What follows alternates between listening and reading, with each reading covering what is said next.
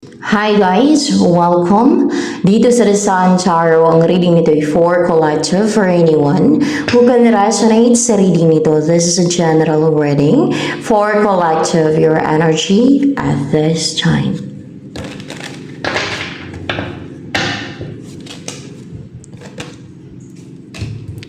Seven of Cups in reverse. And Two of Wands upright.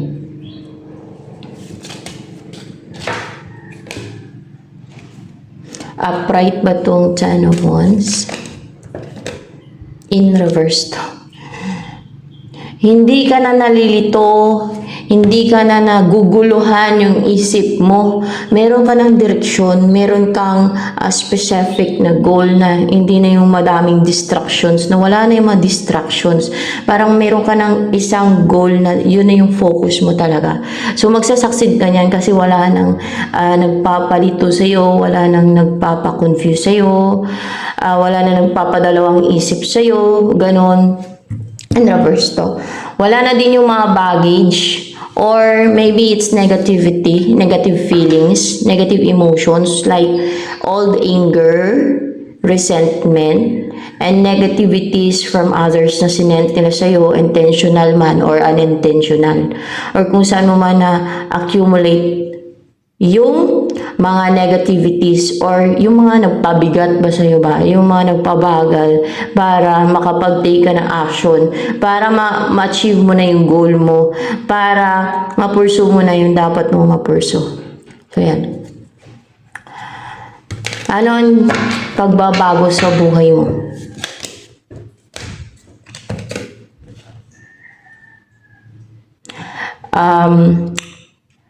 Ace of Wands in reverse and the Wheel of Fortune in reverse. Ano tong pagbabago na to sa buhay mo na to with the Ace of Wands and Wheel of Fortune in reverse na yan?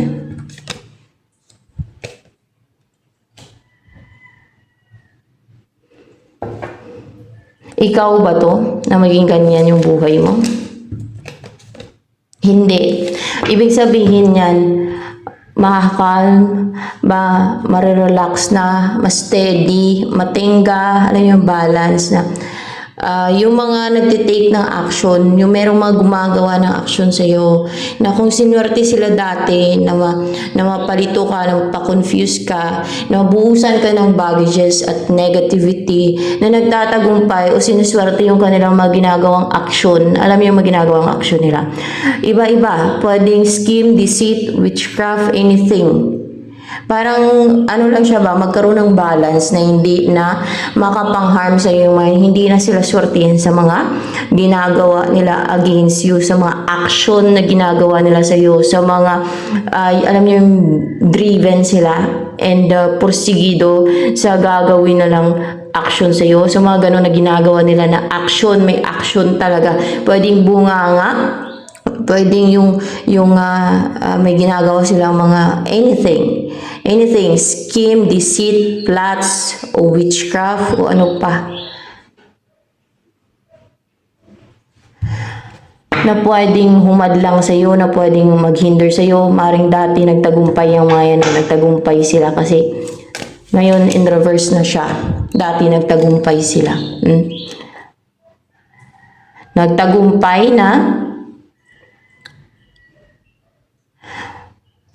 mapa-unite sa'yo yung mga, alam niyo, para ma-unite sa'yo, pumasok sa'yo, dumikit sa'yo, yung mga sinisent nila sa'yo, yung mga ginagawa nilang ano yan, witchcraft. Witchcraft, see? Hindi lang ibig sabihin nito ay love life, no? Sa love life, hindi. Ma-unite ka ng lover mo, no? Kundi ma-unite sa iyo yung mga ginagawa nilang witchcraft. Ano yun? Mga negative energies at mga spirits or kung ano pa yung ginagawa nilang mga rituals or witchcraft against you.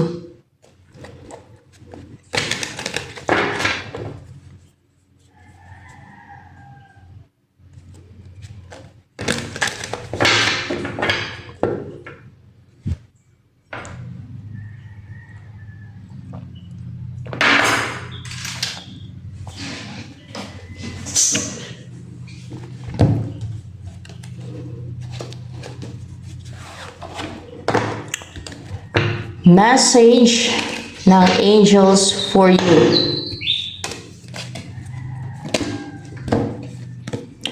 Easy does it. Stop trying so hard to control everything and all the doors will open for you. And all the doors will open for you. Ayan. Ano pa ang next na mangyayari sa buhay mo? Alam niyo, healed ka pati, no? Pwede din na ikaw to na healed ka na. No, hindi na nagtatagumpay, hindi na sinuswerte yung mga ginagawa nilang scheme, deceit, evil against you, mga witchcraft, ganyan. Merong mag-o-offer ng cup of love. Sino yung may mag-o-offer sa'yo ng cup of love? Ay, hindi. Upright ba to? Pahalang pa yan eh. Parang pahalang. Upright yan siya. May mga offer sa'yo. Offer na mga hindi cup of love eh. May offer sa'yo na mga opportunities na. Tingnan natin. Opportunities to guys. For you to be stable in life. Pwede sa love life. O kung hindi man cup of love to, offer na maging komportable na yung buhay mo.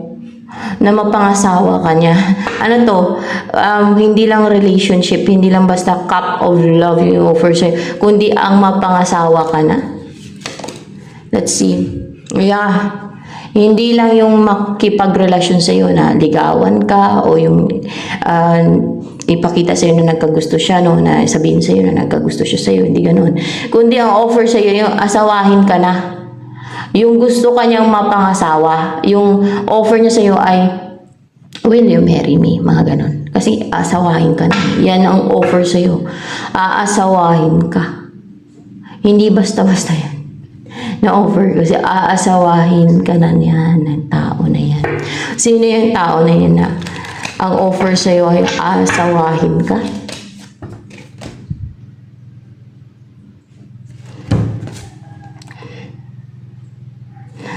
Upright ba to? Itong magician. In reverse. This is a person na hindi nagtagumpay yung mga magicians o yung mga witches dyan, no? Hindi nagtagumpay, clarified by the high priestess, hindi nagtagumpay yung mga witches dyan sa person na yan. Kaya, yan at makapag-offer na sa'yo na aasawahin ka niya.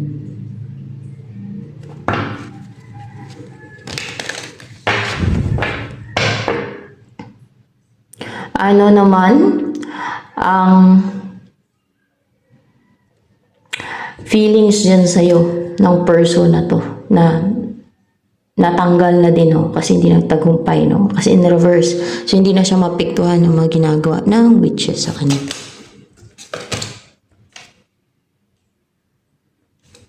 Strength. Nag-aantay siya, guys, na yung magkaroon ng strong bond sa inyo. Yung magkaroon na ng, alam niyo, yung closeness sa inyong dalawa, na maging close na kayo. Na, tinatimingan niya kung kailan siya na madaling makuha yung loob mo, ganon. Yes. Kung kailan niya madaling makuha yung loob mo para maging close na kayong dalawa at may i-offer niya na sa'yo itong offer niya na aasawahin ka niya.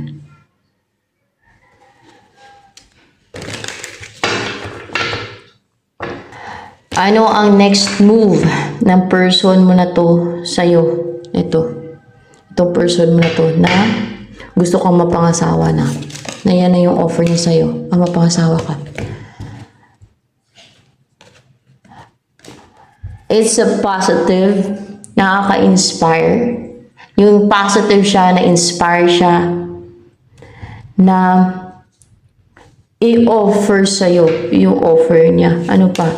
Ano yan? Positive na ano? What's with the star here?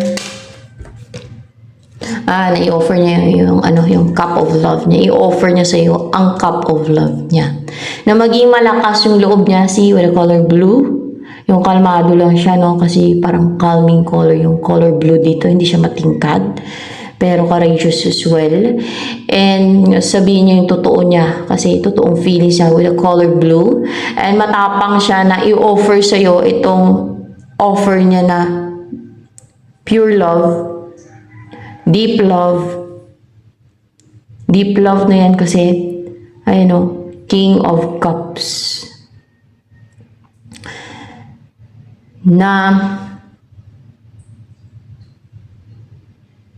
positive siya as well and inspired sa pag-offer sa'yo niyan. Na, ayan, yung mapangasawa ka na. Hindi lang relationship na gusto ka niya maging jowa o maging kayo. Hindi lang. Kundi yung mapangasawa ka na niya, yung maging asawa ka na niya, yan ang offer niyan sa'yo ng person mo na yan. Talagang, ano siya, yung offer niya is commitment. Pang long term. Para bang pang forever na din. Lalo kung maging forever na kayo na magsama. O forever na kayo magsasama. So it depends naman eh. Kung magsama kayo forever. Or depende. So hopefully, forever kayong dalawa. You will be together forever. So yan. So yun ang nalagay dito ngayon, angel ba? Angel. Same.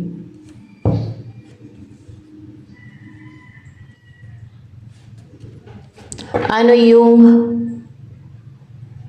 dreams and goals mo na mangyayari na? Yung maging stable ka na, yung maging secured ka na. Yung hindi na mawala sa'yo kung anong meron ka. Kung ano yung mga mapundar mo pa, kung ano yung mapa sa'yo, no? Hindi na mawala yan sa'yo. Baka kinukuha ng iba o dinidestroy ng iba kung anong meron kasi sa'yo lately or in the past. So yun ang wish mong mag-grant na magkaroon ng stability and you will feel secured and also safe, no? Na walang makakuha ng kung anong meron sa'yo. Na maging stable na yung buhay mo. Alam niyo naman na may mga gahaman at sakim ng mga tao, inggitiro-inggitira, and that's their goal to destroy kung ano yung kinainggitan nila. Kung ano yung meron ng iba. Ganon kasi ang mga yan eh.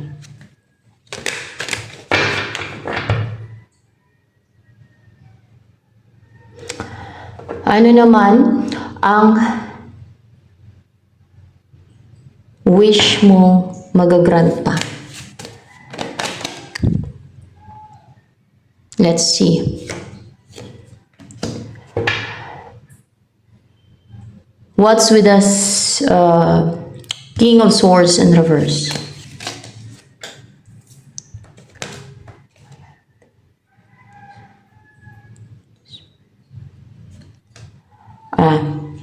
Na maging malambot na yung puso sa'yo ng person mo na hindi niya na mapigilan or kung pwede din na gano'n, no?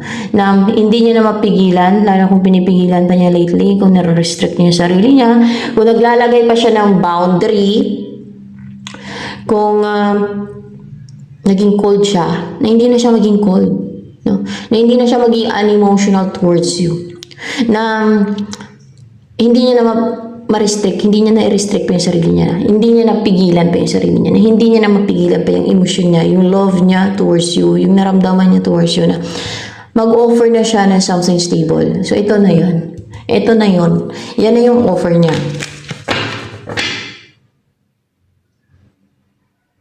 Ano ang gusto sabihin sa'yo ng person mo na to na ang offer ay ang mapangasawa ka?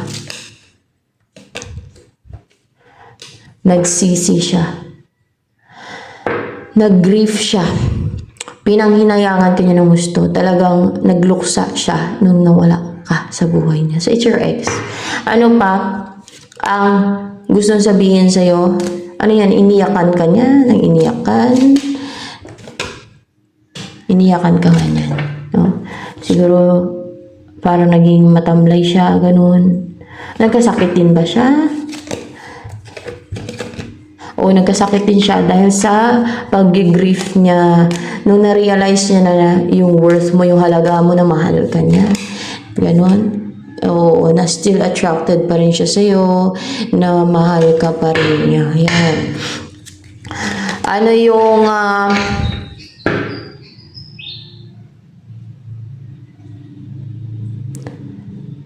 masasabi niya sa'yo ng person mo na yan na gusto kang mapangasawa? Ang offer sa'yo ay, you're so attractive. You're a marriage material. Ikaw ang gusto niya mapangasawa. Nasa iyo ang lahat.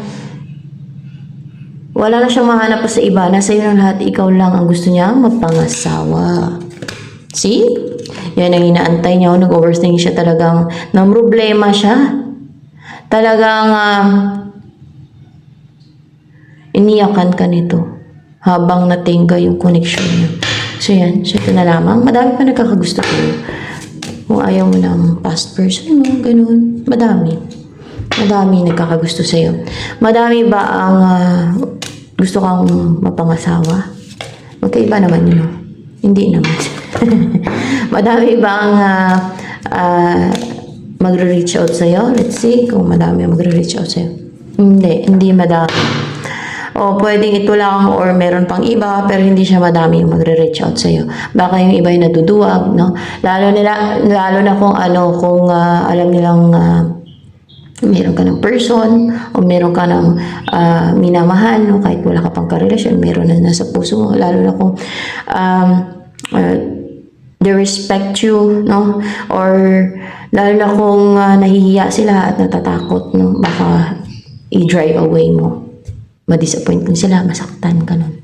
So, ayan. Kasi meron pang death card dito. Ano ang wish and goals mong magagrant na mangyayari?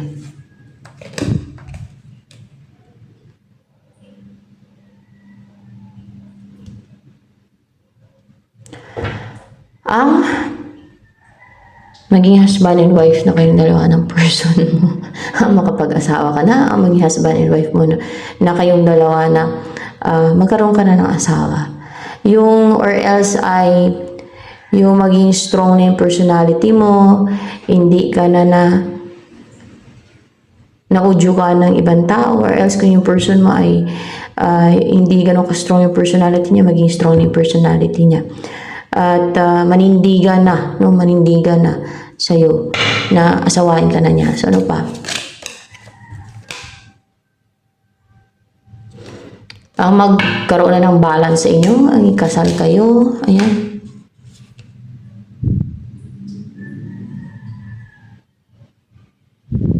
Upright ba tong 9 of Wands? Yes?